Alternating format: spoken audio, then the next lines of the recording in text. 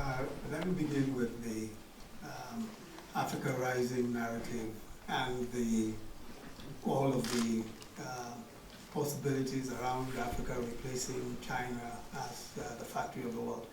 I think that probably is in the natural course of things.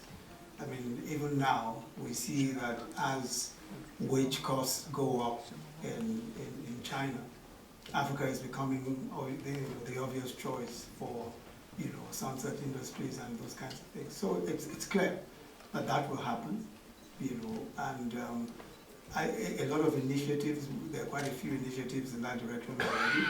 There are quite a few countries that are, I know that Ivory Coast is, Nigeria is, with the development of special economic zones and all that, with partnerships coming from China. I think those sorts of arrangements will very quickly absorb labor, because obviously you're looking at growing populations in Africa. The projections, as you know, are, in the next 20 years or so, I mean, we're looking at a youth population that's probably, 70% of Africa's population will be young people, and Africa will probably be about a third, I think, the largest population and all that.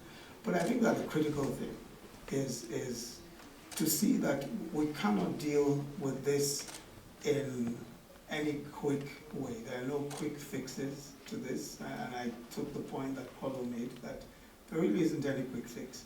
We've got to look at this long term, because clearly there is no way that African economies will ramp up quickly enough to be able to meet all of the expectations and especially all of the projections around population. So this is going to be a long walk, and I think that it's important for all of us to see this as such.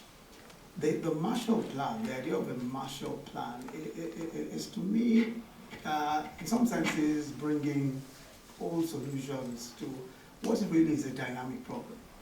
I think that what Africa needs, and what a lot of the southern neighbors of the Europeans need, are fairer trade policies, and a cocktail of policies that center on job creation in those locations. And I think that you want more investment than aid. Yes, certainly, by far more investment, by far more investment. But I think more thinking through those ideas and policies that create opportunities. What you need is a real partnership, yes, between Europe yes, and Africa. between That's Europe the and way Africa. you want. Yes. That's what you want Europe to be thinking. Because I don't think that aid has worked through the years. I don't think it has worked, and I think that there is a bit more, and I think there's a need for possibly just much more commitment to the whole process. I mean, there have been the Malta process you said, and several others, but I certainly think that if we look at this as a major problem, a major global problem, and when you look around and look at extremism, terrorism, and all of the various things that are exported along with illegal migration and all of that, I think that it is a global problem, and it really does deserve a global solution. And the way to look at that is by coming together to reason this thing through, but not, and frankly, I don't think it's those sorts of Marshall Plan type, off-the-shelf type solutions. I think it's more nuanced than that.